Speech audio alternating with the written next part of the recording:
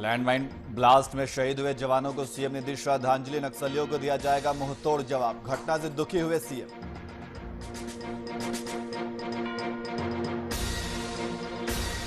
बिजली कनेक्शन लेना होगा आसान। 23 मार्च से राज्य के उपभोक्ताओं को मिलेगा नया बिजली कनेक्शन। नहीं देनी पड़ेगी सिक्योरिटी मनी।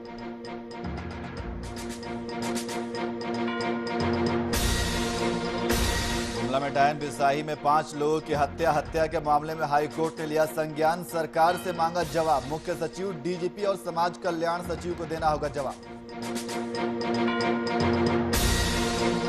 बिहार में बैंक लूट की घटनाओं में इजाफा। ग्रामीण बैंक की शाखा से 14 लाख रुपए की लूट। सीसीटीवी कैमरे से की जा रही अपराधियों की पहचान।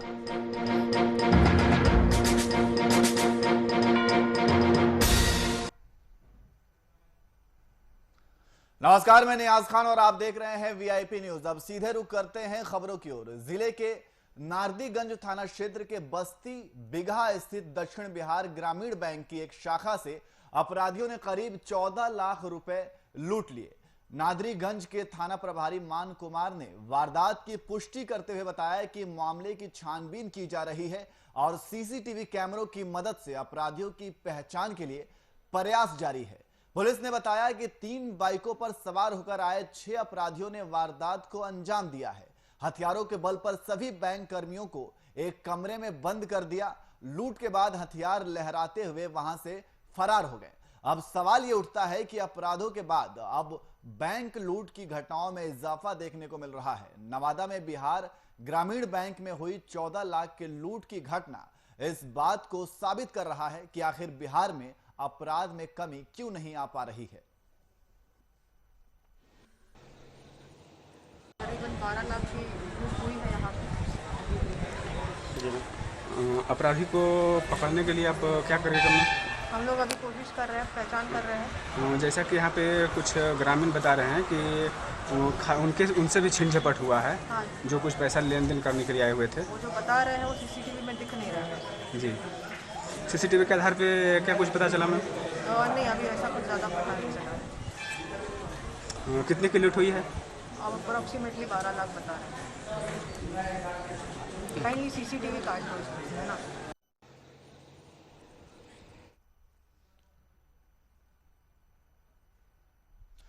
और इसी खबर पर अधिक जानकारी के लिए हमारे संवाददाता कुमार गौतम हमारे साथ लाइव जुड़ गए हैं। गौतम, जिस तरीके से देखा जा रहा है कि बिहार में लगातार आपराधिक घटनाएं बढ़ रही हैं और इसी क्रम में अब एक ग्रामीण बैंक की शाखा में भी 14 लाख की लूट को अंजाम दिया गया है। गौतम। बिल्कुल नया, देखिए ये पहला मौका नहीं है कि अपराधी किसी बैंक को टारगेट करते हैं। बिहार में बैंक सबसे सॉफ्ट कॉर्नर है, या बैंक से जो रुपए निकाल करके जो व्यक्ति अपने घर वापस लौटता है, तो कहीं ना कहीं बैंक के अंदर सूचना तंत्र अपराधियों का इतना मजबूत हो गया है कि वो खाता धारकों के पहुंचते ही उनके वो कितना अमाउंट निकाल रहे हैं, किस कलर की शर्ट पहनते हैं, कि कैसे निकल रहे हैं, किस गाड़ी से जा रहे हैं, इन तमाम चीज़ों पर अपराधियों की बहुत पैनी नज़र होती है। और आम मतलब कह सकते हैं कि हर दिन कहीं ना कहीं बैंक लूटे जा रहे हैं, बैंक के कर्मचारियों से या फिर जो खाता धारक हैं जो अपने बैंक जाते हैं और बैंक से पैसे निकालते हैं। चूँकि 1 लाख से ज़्यादा का अमाउंट बैंक से निकालना सहूलियत होता है, अमूमन एटीएम के जरिए वो सिर्फ मैक्सिमम 40,000 तक की ट्रांजैक्शन कर सकते हैं।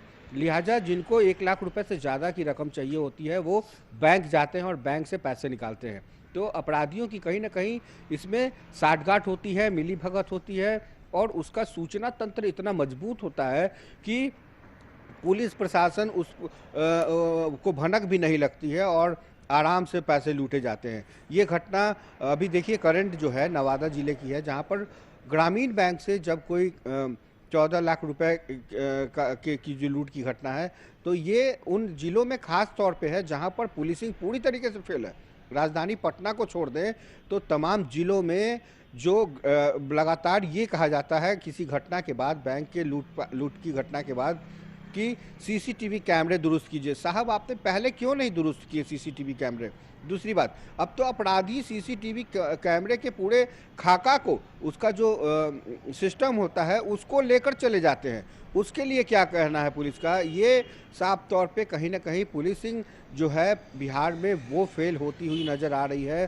कहीं ना कहीं जो ज्वेलरी शॉप है वहाँ पे लूटपाट की घटनाएं हो रही है, बैंक लूटे जा रहे हैं, खाता धारकों के पैसे निकाले जा रहे हैं, साइबर क्राइम फेल है। बावजूद इसके मुख्यमंत्री नीतीश कुमार ये कहते हैं कि उनकी उनकी पुलिसिंग में दम है, उनका जो बिहार में कानून का राज है।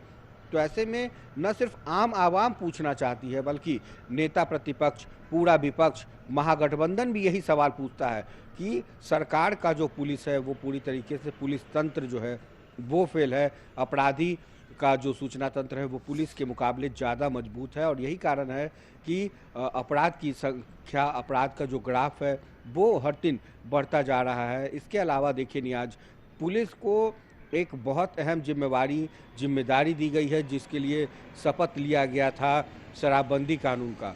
तो कहीं ना कहीं इन शराब तस्करों तक पहुंचना, इन अपराधियों तक पहुंचना पुलिस के लिए किसी चुनौती से कम नहीं है, और ये चुनौती बिल्कुल नाकाम दिख रही है। और बिहार की जो पुलिस है वो किस तरीके से फेलियर है इसका अंदाज़ा लगाइए। हत्याएं हो रही है, लूट की घटनाएं हैं, इवन कि जो ट्रेन से जो अगर किसी आरोपी को पुलिस पकड़ कर लाती है तो उसके ऊपर सरेआम गोलियां चलाई जा रही हैं। तो हर टाइप का क्राइम जो है पूरे बिहार में हाल के दिनों में बढ़ता गया, और यही कारण है कि मुख्यमंत्री से जब सवाल पूछा जाता है कि मुख्यमंत्री साहब, आपका इकबाल, आपकी जो पुलिसिंग है उसका इकबाल खत्म हो गया है क्या, तो इस पर मुख्यमंत्री नाराज हो जाते हैं, लाल पीले हो जाते हैं। लेकिन लाल पीले होने से काम नहीं चलेगा, क्योंकि गृह विभाग आप ही के पास है, पुलिस प्रशासन की जो विभाग है वो मुख्यमंत्री नीतीश कुमार के पास है। तो ऐसे में मीडिया सवाल पूछेगी, आम जनता के सवालों का जवाब देना होगा, लाल पीले होने से काम नहीं चलेगा। और आप लगातार ये कहते हैं कि आपकी CID, आपकी निगरानी, आपकी ED, इन तमाम चीज़ों को आप ही को देखना है, तभी जा कर के बिहार में सुशासन का राज होगा। क्योंकि अगर सिर्फ आप ये कहेंगे कि 2005 से पहले क्या होता था, 2005 के पहले पति पत्नी के शासन का हवाला देंगे, वो दौर खत्म हो गया।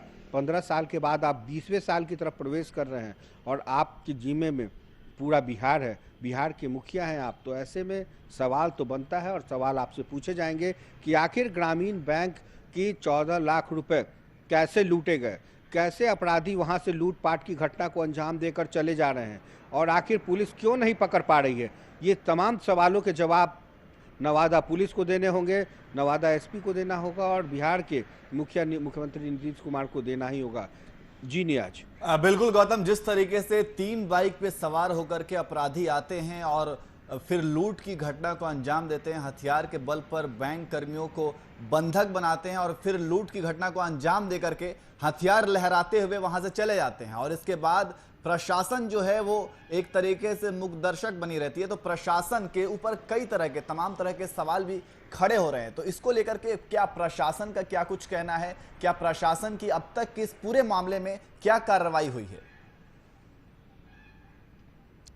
देखिए नियाज, इस पूरे प्रकरण के पहले हम आपको एक उदाहरण के तौर पे बताते हैं कि इससे पहले भी कई घटनाएं हुई है बैंक लूटपाट की, लेकिन उसके बाद पुलिस कुछ दिनों तक एक्शन में आती है। वहां पर ये कहा जाता है कि यदि आप 1 लाख रुपए से ज़्यादा की निकासी करते हैं, या तो आप थाने को सूचना करके निकालें। थाने को अगर सूचना करके भी निकालते हैं तो ना तो थानेदार पहुंचते हैं और ना ही कोई सिपाही पहुंचता, क्योंकि उसके पास बहुत सारे काम होते हैं। सिर्फ घटना हो जाने के बाद ये नज़र आते हैं, वहाँ जिप्सी के साथ जाते हैं, मुआयना करते हैं, और सिर्फ मुआयना के बाद एक और अनुसंधान की बात कह के उसको टाल दिया जाता है। लेकिन सवाल ये है कि क्या इस रैकेट के तह तक जो पुलिस है वो नहीं पहुंच सकती? क्या STF या फिर एक टीम का गठन करके वहां के पुलिस कप्तान इस पर कोई ठोस कार्रवाई नहीं कर सकते? उसके रैकेट के तह तक पहुंचना होगा, क्योंकि जिस तरह से अपराधी आते, ये एक रैकेट है, और ये रैकेट हर दिन किसी न किसी बैंक के जरिए लूटपाट की घटना को अंजाम देता है। और आज यहाँ तो कल वहाँ, आज नवादा में हुआ है तो कल शेखपुरा में होगा, भागलपुर में होगा, सासाराम में होगा। और ग्रामीण बैंक एक ऐसा बैंक है जहाँ बहुत ही सॉफ्ट तरीके से हर गांव में ये जो बैंक है, वहाँ के जो बैंक कर्मचारी होते हैं ये उनकी शिथिलता होती है, स्थानीय प्रशासन की शिथिलता होती है। ये इतने उदासीन होते हैं, इनको अंदाज़ा नहीं होता है कि अपराधी आएंगे और तमंचे पर डिस्को करके चले जाएंगे और इनको लूट-पाट करके चले जाएंगे। ये सबसे सॉफ्ट कॉर्नर है और इनके लिए जो सुरक्षा कर्मी जो लगाए जाते हैं, वो खुद के बैंक कर्मचारियों द्वारा हायर किए जाते हैं। ये वो सुरक्षा कर्मी होते हैं जो सेना से रिटायर होते हैं, लेकिन अब इनके बंदूकों को की नलियों में जंग लग गया है। तो कहीं ना कहीं सूचना तंत्र, पुलिसिंग का ये जो मूल चूल रवैया है, ये कहीं ना कहीं ये दर्शाता है कि क्या बिहार में आप कितने सजग हैं। क्या अपराधी आएंगे और इतने देर तक वारदात को घटना मोटरसाइकिल से आखिर आप ही के सड़कों से होकर के आ रहे हैं। आपने उस दौरान गश्ती क्यों नहीं की? जब अपराधी अंदर जाते हैं, लूटपाट की घटना को अंजाम देते हैं, क्या उतने देर तक आपका सूचना तंत्र कहाँ था? तो ऐसे कई सवाल हैं, क्योंकि इसी के पैसे दिए जाते हैं पुलिस को, इसी की सैलरी दी जाती है कि आप सिविलियन की सुरक्षा कर सकें। लेकिन अगर आप इन सिविलियन की सुरक्षा नहीं करेंगे, ये लूटे जाएंगे। ये जनता की गाढ़ी कमाई का पैसा है, 14 लाख रुपए कम नहीं होते हैं। बात 14 लाख की नहीं है, ऐसे 14 लाख रुपए न जाने कितने लूटे गए। आप देखिए ना, दरभंगा में सोना लूटपाट की घटना, पटना में high profile murder, Rupesh Singh की हत्या, और हर दिन कहीं ना कहीं बैंक लूटे जाते हैं। तो ये आंकड़े ये बताते हैं कि कहीं ना कहीं इसको अब गंभीरता से लेना होगा। लेकिन प्रशासन कब जागेगी, कब पुलिस की तैनाती दिन के साथ साथ रात के अंधेरों में होगी? क्योंकि रात के अंधेरों में जब तक नहीं होगी पुलिस की गश्ती, तो अपराधी, आप तो देखिए कि अब वीवीआईपी के घर से चोरी रात भर चोरी करके सुबह निकल जाते हैं। ऐसे कई बड़े बड़े नेता हैं जिनके घर पे चोरियां हुई है, लेकिन फिर भी प्रशासन की नींद नहीं खुलती। और ये बीजेपी और जेडीयू की जो सहयोग से जो सरकार चल रही है, उसके सहयोग में हिंदुस्तान आवामी मोर्चा, जीतन राम मांझी की भी पार्टी है, विकासशील इंसान की पार्टी है। इनसे जब आप सवाल पूछेंगे तो ये बोलेंगे कि यहाँ सुशासन का राज है, यहाँ न किसी को बचाया जाता है और ना किसी को छोड़ा जाता है, न फंसाया जाता है। भैया, आपको फंसाने और बचाने की बात तो हो ही नहीं रही, लेकिन आपको इन चीज़ों को समझना होगा। अगर आप इन चीज़ों को नहीं समझेंगे, लूटपाट की घटना, अपराध की घटना में जिस तरह से इजाफा हो रहा है, वाकई नहीं आज ये कहना होगा कि बिहार में अपराध का ग्राफ बढ़ा है। और विपक्ष पूरे बजट सेशन में लगातार हो हंगामा कर रहा है इसी अपराध की घटना को लेकर के। सरकार को चाहिए कि इस पर अगर एक्शन नहीं लेंगे, सरकार अगर अपने पुलिस के महकमे को जब तक कानून का पाठ, बिल्कुल गौतम, जिस तरीके से अपराध की घटनाएं लगातार बढ़ती जा रही हैं, ऐसे में सवाल तो सिर्फ एक ही पैदा होता है कि आखिर इन आपराधिक घटनाओं पर अंकुश कब लगेगा? क्योंकि जब भी सरकार से इस तरह के सवाल किए जाते हैं तो ये कह के पल्ला झाड़ लेती है और वो जंगल राज याद दिला देती है कि पहले भी ऐसा हुआ करता था। लेकिन अब जो चीजें हो रही हैं, जिस तरीके से आपराधिक घटनाएं घट रही हैं, ये सब कुछ देखते हुए तो ऐसा ही लग रहा है कि सुशासन बाबू के जितने भी वो दावे हैं, वो सारे दावे खोखले साबित हो रहे हैं। बिल्कुल अहम सवाल है, क्योंकि जो दावा सरकार कह रही है कि पिछले 15 साल से आपकी सरकार है, आपने उस सिस्टम को क्यों नहीं दुरुस्त किया? आपने उसको पटरी पर लाने की कोशिश क्यों नहीं की? और अगर लाते हैं, यदि आप उतनी भर्तियां करते हैं, आप उतने लोगों को पैसा दे रहे हैं, आखिर वो किसकी हिफाजत के लिए हैं? क्या वो वीवीआईपी की हिफाजत के लिए सिर्फ बने हैं? तो फिर वैसी नौकरी से क्या फ़ायदा? फिर जनता का क्या होगा, ये भी सोचना होगा। क्योंकि एक तो आबादी के हिसाब से, पॉपुलेशन के हिसाब से, डेंसिटी ऑफ द पॉपुलेशन की बात करें तो हजारों में एक पुलिसकर्मी है, हजारों की संख्या में एक पुलिसकर्मी है। 20 करोड़ की आबादी है और पुलिसिंग आप देखिए उसके रेशियो में, उसके अनुपात में तो बेहद कम है। लेकिन जितनी भी है, उनको जो सरमाहा, उनकी जो सैलरी मिलती है गृह विभाग से या प्रशासनिक जो भी उस महकमे में शामिल है कर्मचारी, उस पूरे सिस्टम को, विभाग को चलाने वाला अगर फेलियर होगा, आप सिर्फ जनता की हिफाजत नहीं कर सकते। आप यदि किसी चीज़ का अनुसंधान नहीं करते होगी कि आपको इसी के लिए ये विभाग बना है और उस विभाग के मुखिया हैं मुख्यमंत्री नीतीश कुमार। और आपने ठीक कहा कि यदि आप इनसे सवाल पूछेंगे तो ये 2005 के पहले का इतिहास बताएंगे, बिहार का भूगोल बताएंगे कि पति पत्नी के शासन में क्या होता था, कैसे चोरियां होती थी, कैसे अपराध के ग्राफ बढ़े हुए थे। लेकिन 15 साल में आपने उस सिस्टम को क्यों नहीं बदला? आज भी यदि अपराध हो रहे हैं, आज भी यदि मर्डर हो रहे हैं, ठीक है, या आप कहते हैं कि ये इंटेंशनली है या इंटेंशन है, तो थोड़ी देर के लिए मान के चलते हैं कि चलिए आपने जो कहा वो सही है कि आप तुलना करते हैं दिल्ली का, आप तुलना करते हैं महानगरों का, और वैसे में आप आंकड़ों के हिसाब से बिहार को देखते हैं, लेकिन जो हो रहे हैं क्या उसका अनुसंधान करना पुलिस का काम नहीं है? आखिर थाना किस लिए बना है, जिप्सी किस लिए बनी है? गश्ती करने के लिए पुलिसकर्मी आपको दिए गए हैं, पुलिस बल के जवान हैं। यदि मुख्यमंत्री का दौरा हो या फिर किसी बड़े पदाधिकारियों का, कोई बड़े नेताओं का दौरा हो, तो आपकी पुलिसिंग इतनी तैनात हो जाती है कि हर चौक चौराहे पर परिंदा भी पर नहीं मार सकता है। लेकिन क्या आम आदमी अगर अपने ही बैंक खाते से पैसे निकालने जाता है तो फिर क्या उसकी सुरक्षा कौन करेगा? ये एक अहम सवाल है और बिहार की जनता का ये सवाल मीडिया वन के लोग पूछते हैं, लेकिन उसके जवाब में वो लाल पीले हो जाते हैं। मुख्यमंत्री साहब ये कहते हैं कि 2005 से पहले क्या होता था, क्योंकि अब जनता ऊब गई है।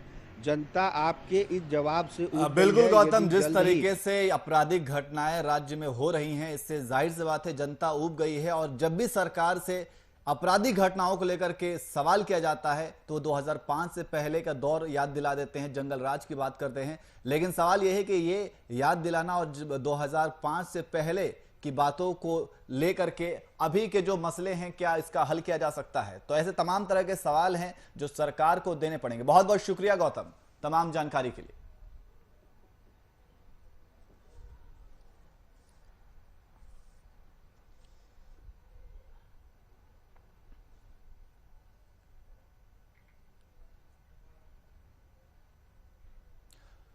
वहीं झारखंड के गुमला जिले में डायन बिसाही को लेकर एक ही परिवार के 5 लोगों की हत्या के मामले में झारखंड हाई कोर्ट ने स्वतः संज्ञान लिया है और इसे जनहित याचिका में तब्दील कर दिया है।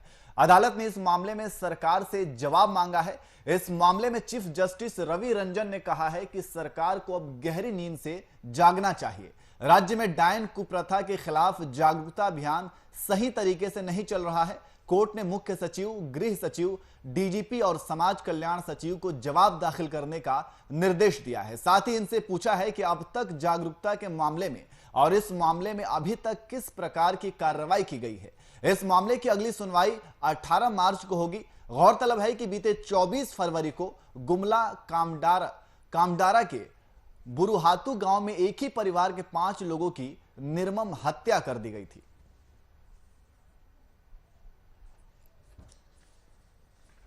गुमला जिले में डायन बिसाही के नाम पर 5 नृशंस हत्याओं की घटना को लेकर आज झारखंड उच्च न्यायालय में माननीय मुख्य न्यायमूर्ति एवं न्यायमूर्ति सुजीत नारायण प्रसाद की खंडपीठ काफी गंभीर दिखी और कड़ी नाराजगी जाहिर करते हुए उन्होंने मौखिक टिप्पणी की कि क्या राज्य सरकार सो रही है, और राज्य के पुलिस महानिदेशक, मुख्य सचिव, गृह सचिव एवं कल्याण सचिव को तलब करते हुए उन्होंने जवाब दाखिल करने को कहा है। इस मामले की अगली सुनवाई के लिए 18 मार्च का समय निर्धारित किया गया, उससे पूर्व जवाब दाखिल करना है।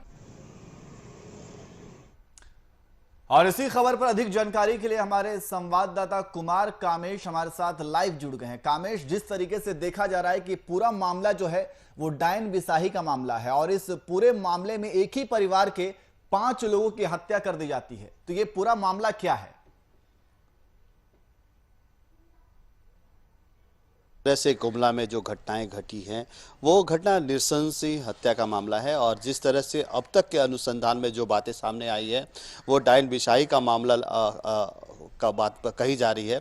तो जिस तरह से इस मामले में हाईकोर्ट ने संज्ञान लिया है तो हाईकोर्ट का संज्ञान लेना भी कहीं ना कहीं उचित दिखता है, क्योंकि सरकार जिस तरह से इस मामले में अब तक सिर्फ कार्रवाई के नाम पे अनुसंधान कर रही है, 8 लोगों की गिरफ्तारी हुई है, तो ऐसे कई मामले जो है झारखंड में लगातार घटते रहे। डायन बिसाही का या गुमला में होने वाली घटना ये नई घटना नहीं है, इस तरह की कई घटनाएं जो है लगातार झारखंड में घटती रही है और इसको लेकर सरकार की तरफ से कोई ऐसी जागरूकता अभियान नहीं चलाए जाते जिससे इस तरह की घटनाओं में कमी आए। अगर बात की जाए झारखंड में 2015 से 2020 के बीच में तो लगभग 250 जो हत्याएं हुई हैं वो डायन बिसाही के नाम पे हुई है। अगर आंकड़ों की बात की जाए, मामलों की बात की जाए तो झारखंड में लगभग 4660 ऐसे मामले हैं जो डायन बिसाही के नाम पे मामले आए हैं। तो ऐसे में यह बिल्कुल राज्य सरकार के साथ साथ जो है यहाँ की जनता के लिए भी चिंता का विषय है कि इस तरह के जब मामले सामने आते हैं तो ऐसे मामलों के निपटारे के लिए, ऐसे मामलों की रोकथाम के लिए जिस तरह से सरकार को पहल करनी चाहिए, वो पहल अब तक झारखंड सरकार के द्वारा नहीं देखने को मिली है। अगर ऐसे मामले में झारखंड सरकार को कमी करना है या ऐसे मामलों के निपटारे के लिए कोई कार्रवाई करनी है, तो देखिए कार्रवाई करने से पहले लोगों में सबसे बड़ी जो बात है कि इस तरह के मामले जो घटनाएं घटती है उसके लिए कहीं ना कहीं सबसे बड़ी जो बात सामने आती है वो है अशिक्षा। और जिस तरह के झारखंड के सुदूर ग्रामीण जो जिले होते हैं और सुदूर क्षेत्रों में इस तरह की घटनाएं सामने आती है, तो डायन बिसाई का मामला जो है, जो हत्याएं होती है, वो किसी व्यक्तिगत तौर पे घटनाएं को अंजाम नहीं दिया जाता। इसमें ज्यादातर ऐसे मामले होते हैं जहां पे सामाजिक तौर पे इस तरह का फैसला लिया जाता है कि इनके कारण जो है गांव में क्षति हो रही है, नुकसान हो रहा है, अगर पशुओं की भी अगर मौत हो रही है या लोग गांव में बीमार हो रहे हैं, तो इसकी कहीं ना कहीं जवाबदेही हो, जो जिम्मेदारी होती है वो किसी ना किसी व्यक्ति पे लगा के उसे डायन विषाही का आरोप लेते हैं कि ये झाड़ फूक। और इसके लिए कहीं ना कहीं जो जिम्मेवार होता है कि अपनी दुकानदारी चलाने वाले, जो झाड़ फूक करने वाले ढोंगी और पाखंडी जो ओझा गुनी का काम करते हैं, उन लोगों का बहुत बड़ा हाथ होता है। गुमला में जो घटना घटी है उसमें सबसे बड़ी बात अभी जो सामने आ रही है कि खूंटी के एक ओझा जो अपना दुकानदारी चलाने के लिए इस तरह की बातें और इस तरह की घटना को अंजाम देने के लिए जो आरोप जो है वो गुमला के उस दंपति पे, उस पूरे परिवार पे लगाया था, और जिसके बाद ये घटना घटी है। तो अब अनुसंधान में जो बातें आई हैं कि कहीं ना कहीं तंत्र मंत्र के चक्कर में इस तरह की हत्याएं हुई है, और हाईकोर्ट ने संज्ञान लिया है। और संज्ञान के साथ साथ जो झारखंड के मुख्य सचिव है, गृह सचिव है, समाज कल्याण सचिव है और डीजीपी को जिस तरह से कारण बताओ नोटिस जारी किया है, तो ऐसे में यह जरूर चिंता का विषय है कि झारखंड में इस तरह की घटनाओं के रोकथाम के लिए कहीं ना कहीं सरकारी तंत्र भी कहीं ना कहीं विफल है, जिसके कारण इस तरह की घटनाएं घट रही है। तो इन घटनाओं को रोकथाम के लिए सबसे पहले ये होना चाहिए कि जो घटनाएं सामने हो रही है उसके लिए सरकार एक जागरूकता अभियान चलाए, जो अशिक्षा है लोगों के बीच में इस तरह की घटनाओं के लिए, उस तरह से नुक्कड़ नाटक के माध्यम से लोगों को जागरूक करे, तो ऐसी घटनाओं में कमी देखने को मिलेगी। लेकिन जिस तरह से ये घटनाएं घट रही है और लगातार घट रही है, तो इसमें अब तक सरकार के द्वारा कोई बड़ी पहल नहीं की जाती है, जिसके कारण इस तरह की घटनाएं सामने होती है। तो ऐसे में अगर गुमला की घटना की बात की जाए तो अभी अनुसंधान में एक बात और सामने आई है कि इस घटना को अंजाम देने के लिए पूरे गांव मत एक मत से थे, 70-80 लोगों ने मिलकर यह फैसला लिया था, पूरे समाज के बीच में फैसला लिया था। तो कहीं ना कहीं देखा जाए तो एक आदमी में अशिक्षा नहीं है, पूरे गांव में अशिक्षा फैली है, और इस शिक्षा को दूर करने के लिए नुक्कड़ नाटक के माध्यम से या समाज कल्याण विभाग इसमें कहीं ना कहीं जिम्मेवार दिखता है, क्योंकि समाज कल्याण को इस तरह की घटनाओं के रोकथाम के लिए कई तरह के दिशा निर्देश दिए गए हैं, कई गाइडलाइन है। उन गाइडलाइन का फॉलो करते हुए नुक्कड़ नाटक का आयोजन किया जाना चाहिए, समय समय पर गाँव में जाकर जागरूकता अभियान चलानी चाहिए। लेकिन ये कमी देखने को मिलती है, जिसका खमियाजा जो होता है कि जो बेकसूर लोग होते हैं उनकी हत्या जो है डायन बिसाई के नाम पे हो जाती है। जी नियाज। जी कामेश, लेकिन जिस तरीके से देखा गया है कि जो भी ये घटनाएं सामने आती हैं तो डायन बिसाही कुप्रथा के खिलाफ हालांकि जागरूकता अभियान भी चलाई जाती है, लेकिन इसके बावजूद कहां कमी है जिसकी वजह से चलाने के बाद भी इस तरह की घटनाएं सामने आ जाती हैं? देखिए नियाज, ये जागरूकता अभियान की बात की जाए, नुक्कड़ नाटक की बात की जाए, सरकार के वायदे काफ़ी होते हैं, सरकार वायदे कुछ करती है, कागजों पे वायदे करती है, लेकिन ज़मीनी हकीकत बात की जाए तो इस तरह का जो काम है वो कम ही देखने को मिलता है कि सरकार सुदूर गाँव में, सरकार के जो विभाग है सुदूर गाँव में, देखिए सरकार के द्वारा अलग अलग विभाग है ऐसे कामों के और कामों के प्रति रोकथाम के लिए या लोगों के प्रति जागरूकता फैलाने के लिए, लेकिन कहीं ना कहीं सरकार का जो तंत्र है वो कहीं ना कहीं विफल हो जाता है, या सरकार फाइलों में या कागजों में ही इस तरह की योजनाएं चलाकर लोगों को जागरूक करती है, जिसका खमियाजा इस तरह की घटनाओं पे देखी जाती है। अगर 2015 से 20 तक जिस तरह से मैंने बात किया कि अब तक 250 लोगों की हत्या हो चुकी है, लगभग 5000 ऐसे डायन बिसाई के मामले सामने आ चुके हैं। तो झारखंड में जरूर यह चिंता का विषय है, झारखंड सरकार के लिए ही नहीं, जिस तरह से आम जनता जिस तरह से सुदूर गांव में रहने वाले लोग डायन बिसाई के नाम पे ज़्यादा, झाड़ फूक के नाम पे ज़्यादा विश्वास करते हैं, तो ऐसे अंधविश्वास को दूर करने के लिए समाज कल्याण विभाग को भी अपनी जिम्मेवारी उठानी चाहिए और समय समय पे जो है जागरूकता अभियान चलाकर नुक्कड़ नाटक के माध्यम से ऐसे लोगों के प्रति जो जिनमें अशिक्षा की भावना है या धार्मिक कारणों से ऐसे घटनाओं को अंजाम देते हैं या ऐसी घटनाओं को अंजाम देने के लिए कई लोगों को प्रेरित करते हैं, उन लोगों पे एक सख्त कार्रवाई, देखिए सख्त कार्रवाई करने की भी जरूरत है। अगर सख्त कार्रवाई नहीं होती जिसके कारण ये होता है कि ऐसी घटनाओं के मामले में संलिप्त हैं उन लोगों के खिलाफ सख्त कार्रवाई करनी चाहिए। और एक जागरूकता अभियान की भी बात की जाए तो जागरूकता अभियान भी एक ऐसे लेवल पे की जानी चाहिए ताकि लोगों तक उनकी बात पहुंच सके और लोग इसके खिलाफ जागरूक हो सके। बहुत बहुत शुक्रिया कामेश, बहुत तमाम जानकारी के लिए।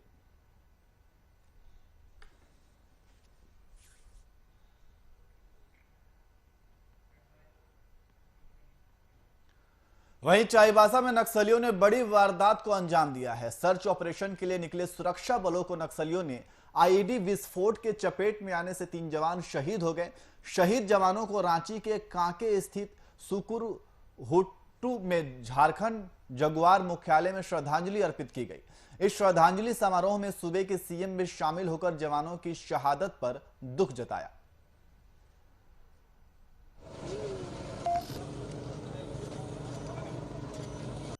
जो उग्रवादियों ने हमला किया है उसमें हमारे 3 जवान शहीद हो गए हैं। एक हवलदार है, उसमें आप भी हम लोगों ने उनको श्रद्धांजलि दी है।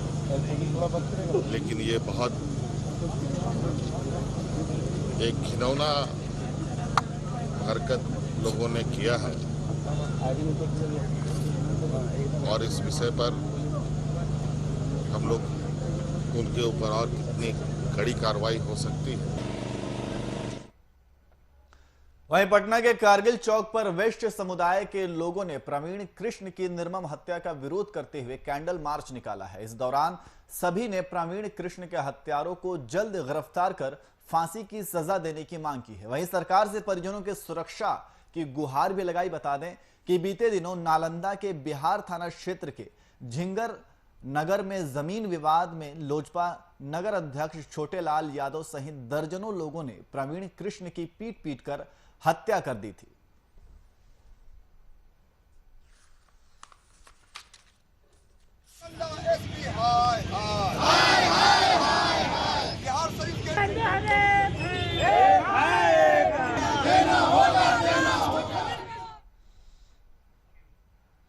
फिलहाल बुलेटिन में इतना ही। देश और दुनिया की तमाम खबरों के लिए देखते रहिए वीआईपी न्यूज। नमस्कार।